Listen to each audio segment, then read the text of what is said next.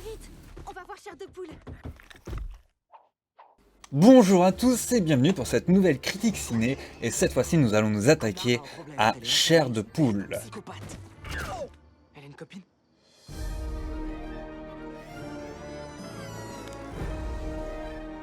Commençons tout d'abord par le petit synopsis et nous dirons merci cette fois-ci à Wikipédia pour ce grand moment de joie. Après que sa mère ait trouvé un travail comme assistante adjointe dans une école secondaire, Zack doit quitter la ville de New York pour aller s'installer à Madison. Il se rend rapidement compte que ses voisins ne sont pas comme les autres. En entrant par effraction chez eux, il tombe sur une étagère de livres de R.L. Stein et en ouvre un en déverrouillant le livre Chair de Poule qui parle de l'abominable Homme des Neiges. Il ouvre par la suite le livre de Méchant Garçon, un pantin qui veut détruire R.L. Stein pour se venger. Accompagné de son meilleur ami Champ et de sa voisine Anna ainsi que de son père R.L. Stein, ils devront faire face à Méchant Garçon et son plan maléfique. Celui-ci libère tous les monstres de la ville de Madison. Le loup des marécages, clowns, zombies, mantes religieuses et bien d'autres. R.L. Stein est le seul à pouvoir sauver la ville. Au fil des aventures, Zack découvrira que pour vaincre le méchant garçon, lui et R.L. Stein devront faire un énorme sacrifice. Voici donc pour la petite histoire de Chair de Poule, le film, qui réunit alors les grands méchants de notre enfance, les grands méchants pas beaux qui nous ont terrorisés quand on était gosses. Malgré tout, le film présente un gros défaut. Donc déjà, commençons par le gros défaut du film. Il y a énormément de faux raccords. Alors attention, je suis pas un expert, mais quand il y a tant de faux raccords, cela se voit même pour un amateur. C'est quelque chose de vraiment impressionnant. Je n'ai pas souvenir d'avoir vu autant de faux raccords, même dans les gros nanars. Et là, ça reste quand même un grand film. Donc à partir de là, pourquoi tant de faux raccords, je ne sais pas, mais cela fait vraiment tâche. Mais ce n'est pas le plus grand défaut finalement. Parce que le seul gros défaut, c'est sur quoi repose le film lui-même. C'est un élément central du film qui se retrouve totalement biaisé dès le début. Enfin, dès le début. Le film est divisé en 3 demi-heures.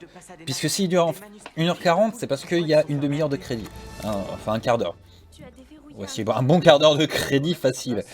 Donc il y a la première demi-heure qui présente les personnages et l'intrigue.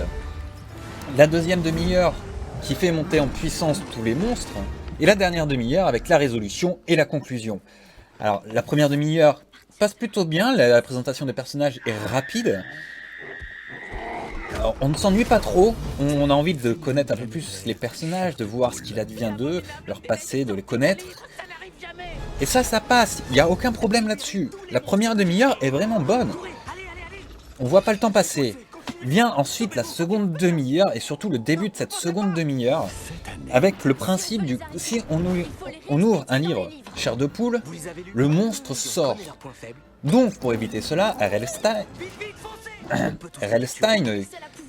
qui fait donc référence à Robert Lawrence Stein, l'auteur de Chair de Poule et qui est ici interprété par Jack Black, plus de monstres que dans vos rêves. a décidé de sceller ses livres, puisque voilà, s'il l'ouvre, le monstre sort. Dans une aventure incroyable. Donc il les scelle tous, et pour les ouvrir il faut une clé. Très bien. Alors Zack va en ouvrir un avec l'abominable Homme des Neiges, évidemment, comme on l'a vu. L'abominable Homme des Neiges va faire tomber le livre de comment il s'appelle déjà, de Méchant Garçon. Et là, le problème qu'il y a, c'est qu'il faut la clé pour l'ouvrir. Le livre normalement, il faut la clé. Et là, le livre de Méchant Garçon s'ouvre tout seul. À partir de là, le film est biaisé. C'est-à-dire qu'on nous dit juste avant, vous pouvez pas l'ouvrir sans la clé. Vous avez besoin de la clé pour l'ouvrir. Mais ce livre-là, il s'ouvre tout seul. À partir de là, il n'y a plus de raison de continuer. L'intrigue même du film est cassée. Je m'explique. On vous met à un point A, dans une pièce. On vous dit, voilà, pour sortir, il faut une clé. Vous avez 2 portes. Les 2 portes sont fermées à clé. Vous avez une clé, vous ouvrez une porte. Derrière une porte, il y a une sortie, derrière l'autre, il y a une autre sortie. D'accord? Donc, quoi qu'il en soit, vous sortez. Donc, vous utilisez votre clé dans la première porte, vous l'ouvrez. La sortie, vous loupez pas parce que c'est sous la neige. Voilà, vu qu'il a neigé il y a quelques jours, je prends ça comme idée. Vous ouvrez l'autre et là, il y a la plage. Mais vous n'avez pas besoin de la clé, elle a été ouverte toute seule. Et voilà.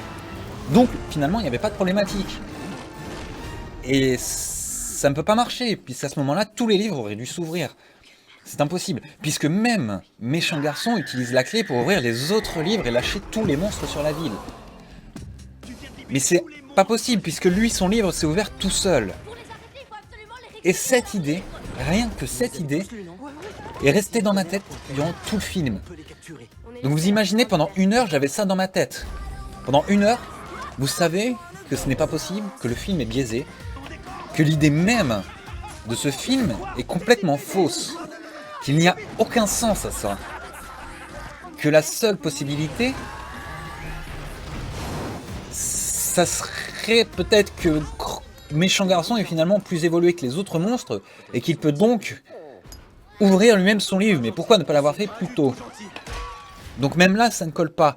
Ce point-là, qui est le point essentiel selon moi, puisque si jamais Zack n'aurait pas ouvert L'Abominable Homme des Neiges, ce film n'aurait pas lieu d'être, hein, il aurait été fini directement. Alors, c'est toi le nouveau. Là, on nous pose une question. Là, enfin, on nous pose pas de question, mais ça fait se poser une question. C'est à partir de ce moment-là, pourquoi les autres ne se sont pas ouverts? On est d'accord. C'est un gros nounours. C'est pas contre toi, il supporte personne. Et évidemment, c'est là où le bas blesse. Car Elle vit un enfer. on ne peut pas dire, Son père est un psychopathe. c'est même pas un tour de magie, c'est même pas un Deus Ex Machina là. C'est clairement juste du foutage de gueule. On nous explique qu'il faut une clé pour l'ouvrir, mais putain, à partir de là, tu continues sur ce rythme-là. Tu fais rentrer un autre personnage. Tu as déverrouillé un livre. Désolé, je vais le remettre à sa place. Ça y est, regarde. Je sais pas, même l'ami débile de Zack, pourquoi pas? Non, il est trop heureux pour faire ça, pour ouvrir un livre lui-même. Mais je sais pas si vous comprenez ce que je veux dire. C'est en gros, vous tuez votre synopsis tout seul. Voilà, c'est Scott Alexander, Tiré du phénomène Carl de poule. Ellsworth, Larry Karaszewski et Darren Lemke. Donc ce sont les scénaristes, ont tué le film eux-mêmes au bout d'une demi-heure. Et ça c'est dur. Si on C'est veut dur. les arrêter, C'est le film, voilà, comme j'ai dit, il y a plein de faux raccords. Au lieu de ça, Si on on passe du bon temps. Si on ne fait pas attention à ce détail-là, à ce détail du livre qui s'ouvre tout seul. on peut tous les capturer. Puis je vous le dis honnêtement, moi je me suis fait chier après parce que c'était totalement incohérent. Même certaines scènes ont de l'incohérence. Que dans vos rêves les Mais plus tout le film est une incohérence à lui tout seul. dans une aventure incroyable. À partir de là, ben voilà, il n'y a plus rien à faire. Le film est mort. Je suis sûr que si je le regarde à nouveau, puisqu'il est sorti quand même en octobre 2015 aux États-Unis et en décembre en Belgique, il me semble, ou je sais plus, dans un pays francophone, Peut-être qu'ils sont et ben voilà, là le film est mort. Le film est mort. Si on n'y fait pas attention, ça reste un bon film, un bon passe-temps. Après, c'est destiné aux enfants, donc forcément, ça finit bien, il y a une belle histoire d'amour, tout ça, blabla, blabla, blabla.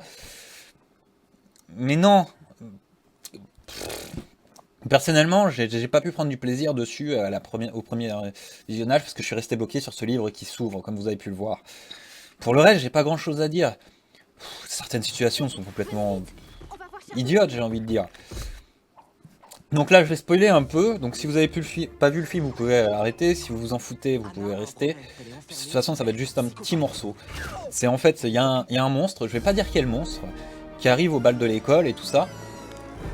Et en fait, tout le monde crie, mais personne ne court.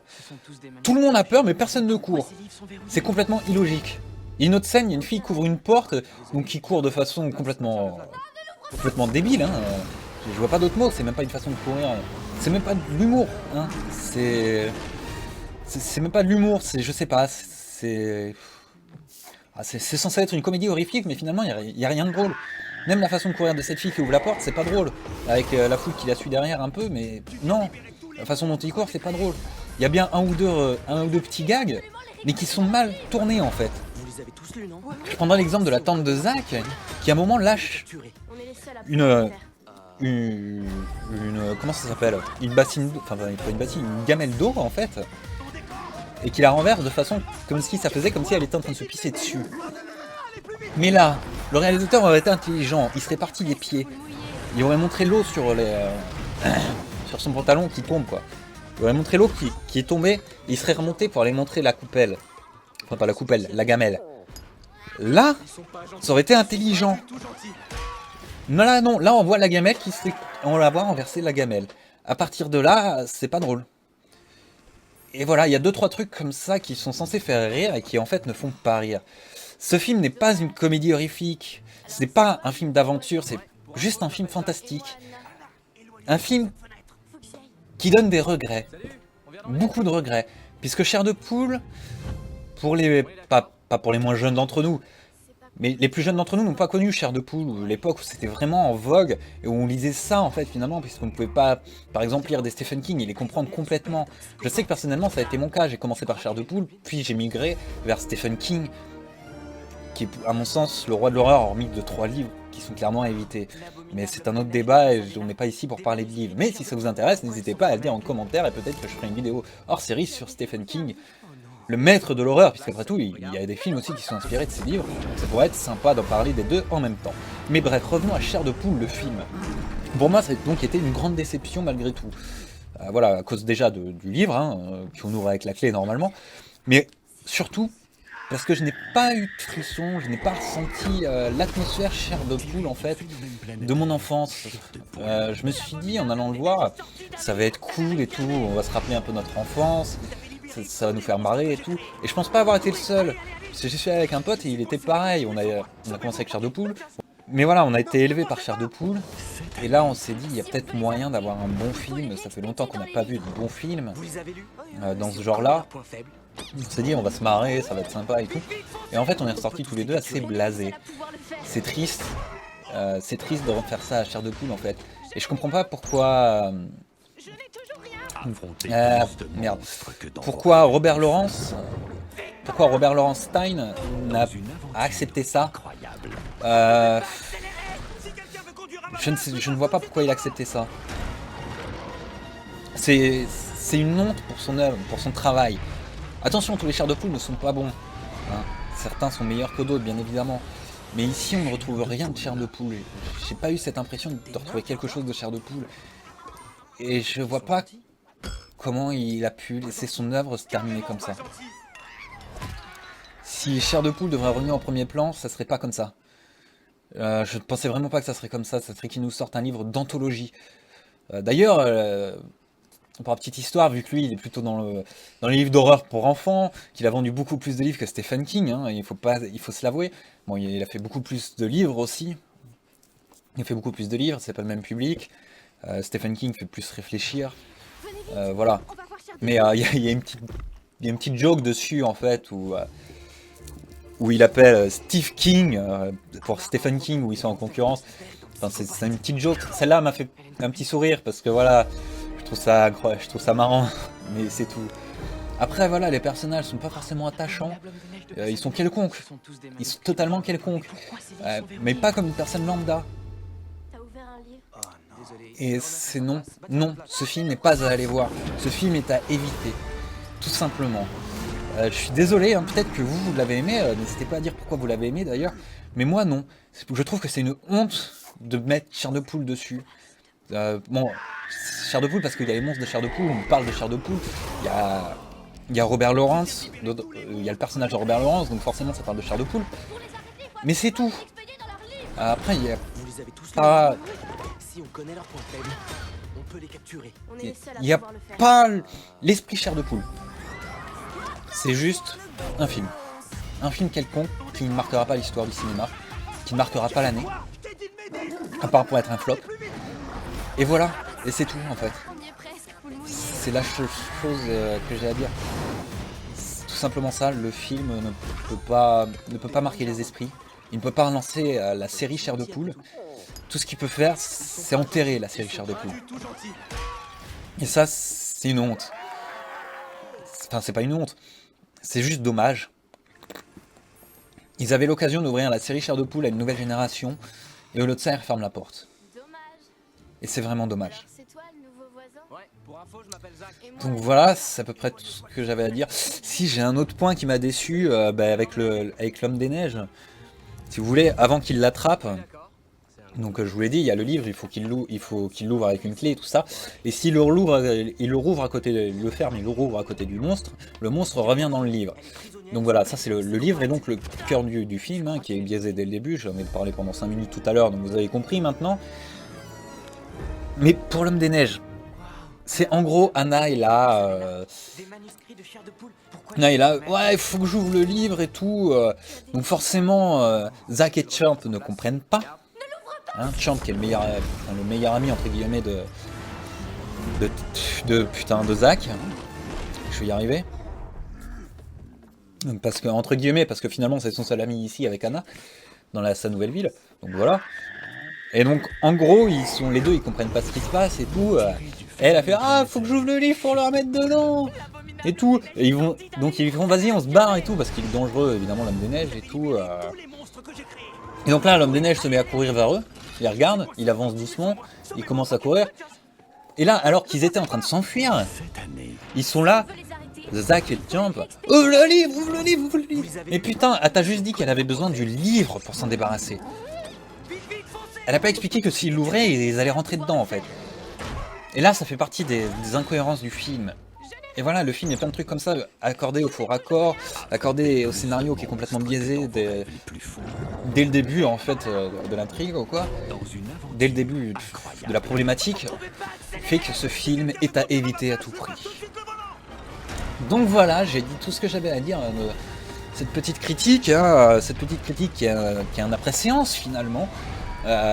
J'espère que ça vous aura plu. N'hésitez pas à dire en commentaire ce que je pourrais améliorer ou non. Si vous avez aimé le film ou non, hein, si vous avez été le voir. Si vous avez été le voir après cette vidéo, clairement, je suis désolé pour vous.